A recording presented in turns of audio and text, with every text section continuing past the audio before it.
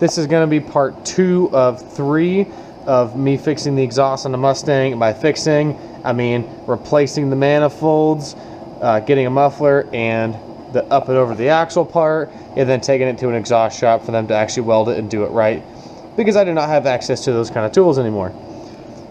So part 2 of 3, which is this one, is just going to be swapping the manifolds, getting it ready to go to the shop. So this plug right here, you can unhook one plug, and then it will disconnect both of the sensors in the intake tube. So you can take it out as one unit, if it will let me come out. Okay. Oh, okay, well, I'm gonna be halfway mature and take off this battery cable. Shove it down in my little hole here. There, now nothing bad can happen.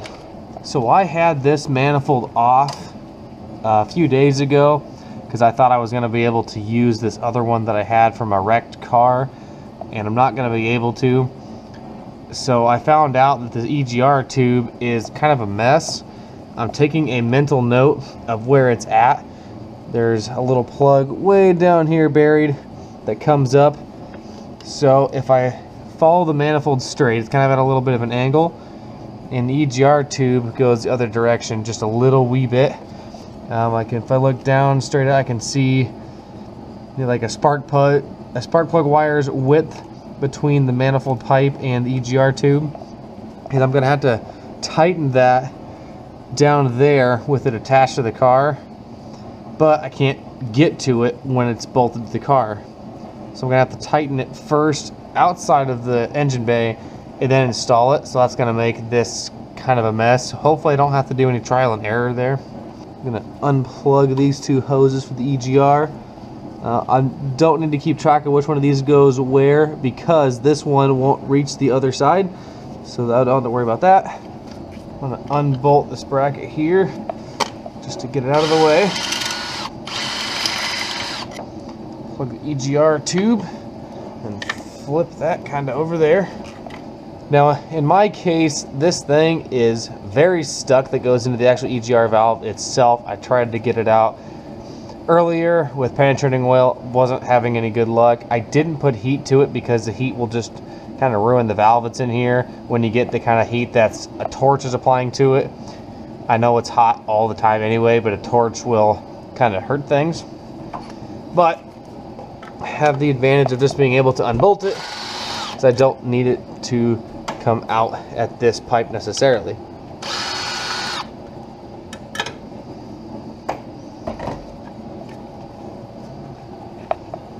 And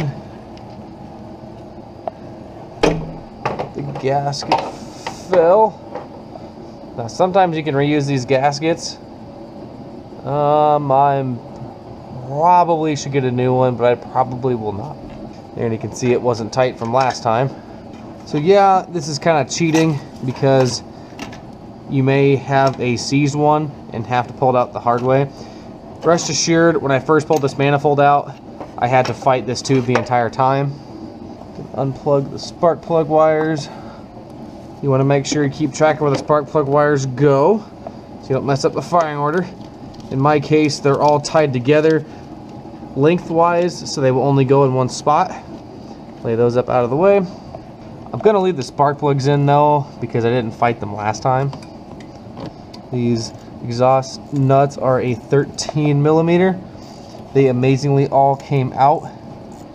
It's interesting that this valve cover bolt is rustier than the exhaust bolts.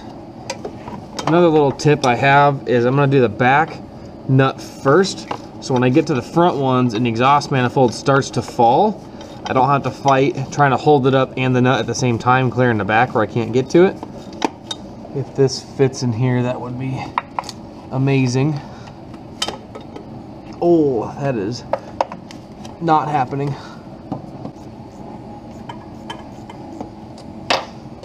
Stud came out with that one. Stud came out with that one too. The reason most of the studs are coming out with these is because I had them out earlier in order to get the manifold actually out, because there was that little of clearance. And the end of these things typically is a 5mm socket, And not 5.5, it'll strip it. Exactly 5. Okay, last one. Ow, that hurt my finger.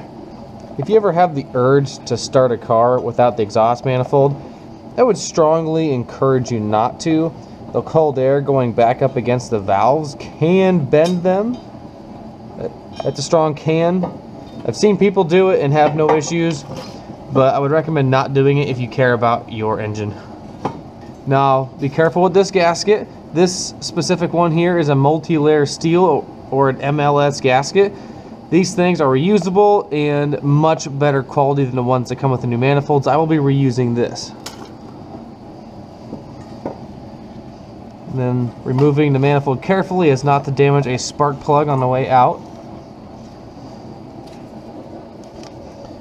Now moving on to the driver's side, it's going to be a little bit different.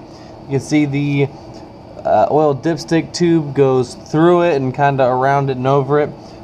It should come out pretty easily, so I guess let's find out. That is the wrong size. Now let's hope like crazy this thing isn't stuck in here. Should be able to just wiggle and pull up. It should come right out. I'm gonna go in circles with it. I don't think it's gonna come out. It is very well lodged in there. Alright, I guess we're gonna try and fight it then. Same thing as before, spark plug wires are coming off. This last one I should be able to ignore since it's not in the way. These two up here, once again, they are different lengths, so I shouldn't have any problems with firing orders. So I got a 13 and this 3/8 flex head ratchet to get more torque to break these loose. It should come out pretty easily. You shouldn't have to put too much force on these. Like that one's coming right out.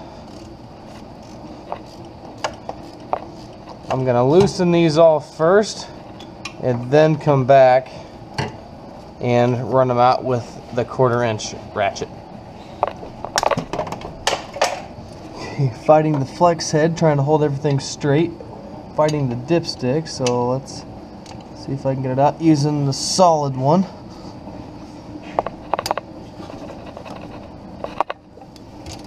Yep, came right out, good. A good rule of thumb too is that if it doesn't come out with a fairly small ratchet, it's a good time to stop and get heat or pay someone else to do it.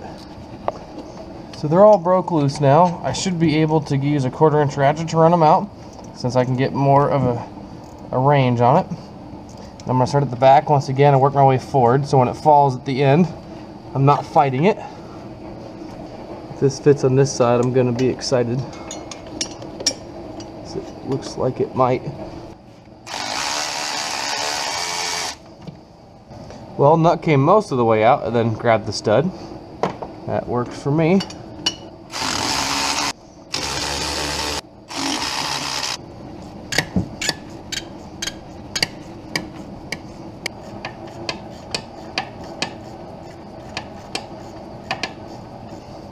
Hey, a nut came off instead of the stud that time.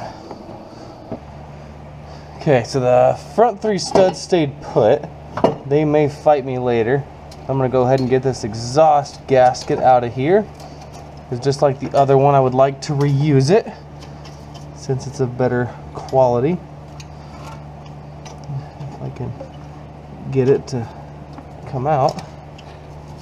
Now the manifold, of course, has a... Well, that's not how I meant for it to come out, but that definitely works. Oh my goodness, how did it end up over there? Come hither.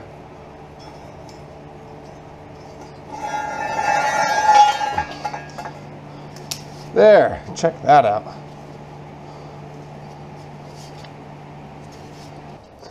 So with my 5mm socket, I'm going to go ahead and remove all of the studs to help with ease of installation, and I'm going to put anti-seize on everything just in case I got to attack something in the future.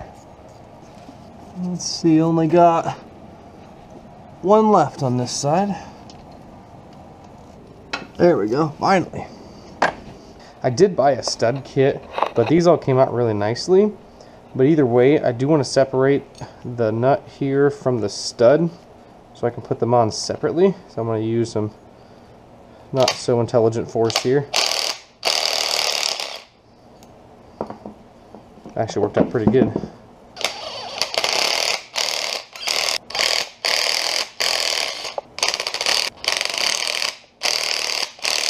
Use another wrench to hold that because that's hot.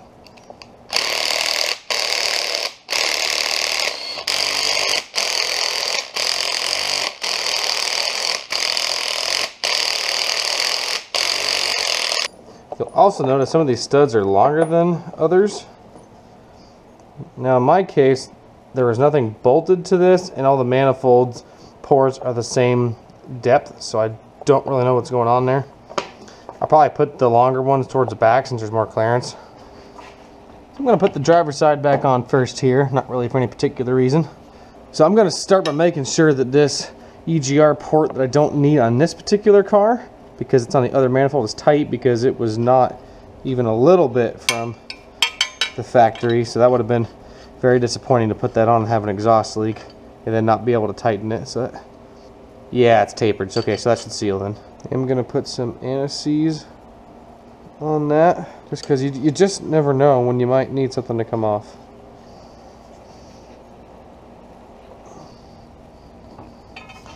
Now let's make sure I don't drop this one. Hopefully I don't have to go up from the bottom. I may have to. So here are the gaskets that it comes with. They work just fine, but I'm going to keep the better ones anyway. I almost forgot to bolt on the studs so I can actually bolt a pipe to it. So the end of these studs has a little flat spot on them. So I got a 1/4 inch wrench that's a little big for it, but either way, just giving it a little snug. Don't need too much. There. Now I'm ready to install this.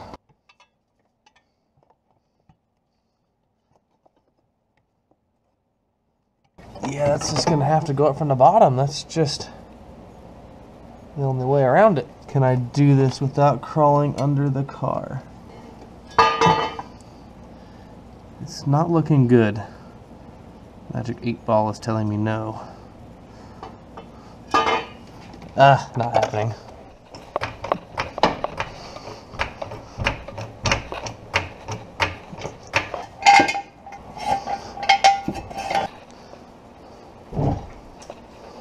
Man, this motor's greasy. So dumb I have to install this like something cool like long tube headers. Nope. Factory manifold. Please don't fall and kill me. So this is going to be a 1.5 and it's seized up.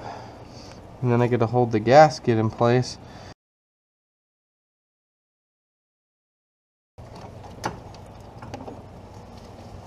Oh, just about lost it.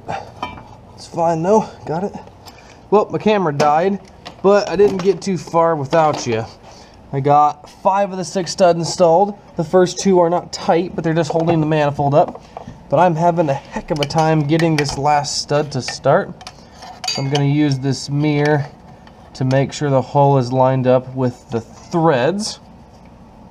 And it is not currently, but if I pick the manifold up into its position, so it's like it needs to go backwards a little bit.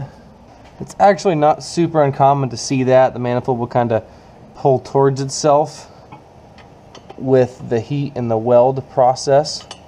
So it's not super unusual to see it. For example, even small block Chevy stock manifolds, there's a special tool to spread them apart so you can actually get the bolts to line up.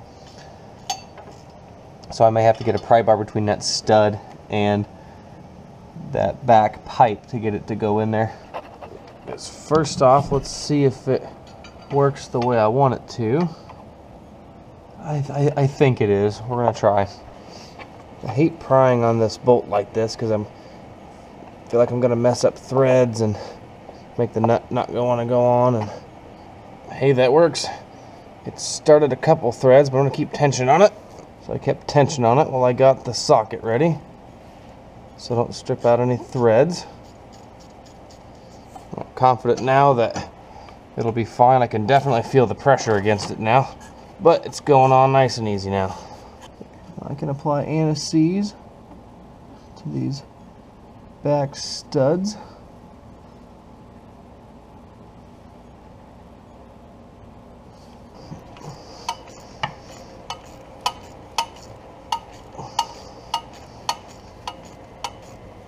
So we got all the bolts ran down finally. Now I'm going to snug them here with the little ratchet.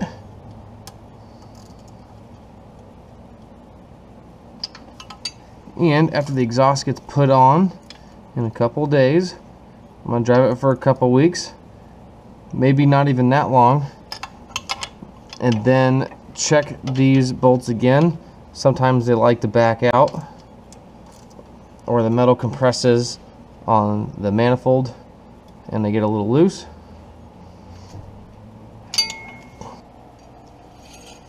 Driver's side is all done.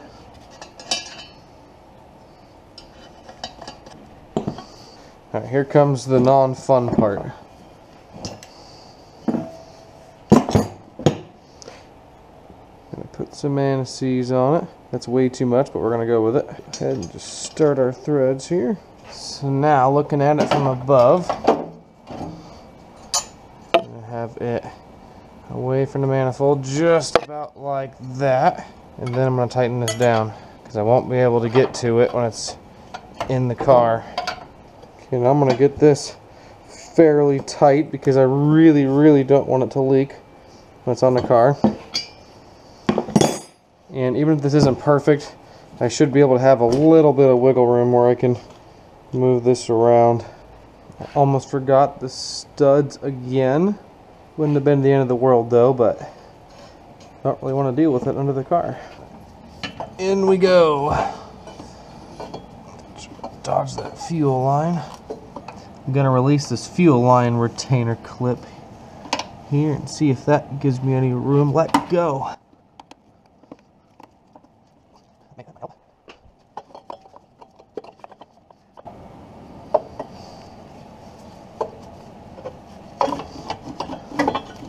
think I had the EGR tube with the wrong angle. All of a sudden it just dropped right in.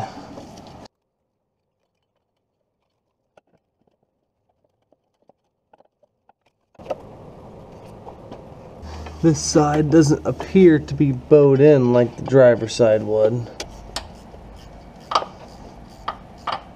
Alright, so got all the manifold bolts tightened up now off camera. Spark plug wires back on here.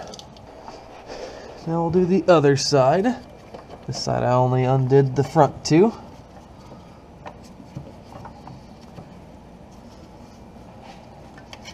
Now reassemble this.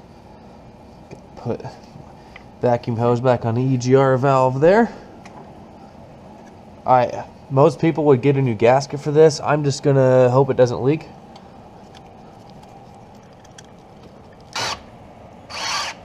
I'm gonna check this with the ratchet, make sure I didn't over tighten it, which I didn't. Good. Go with the EGR bolts. EGR vacuum lines here. Fuel line back and its clamp there. Now I'm ready to reinstall the intake. There's a little rubber foot down there, two of them actually, fit down into the frame rail. Get those feet in place and then get this clocked correctly.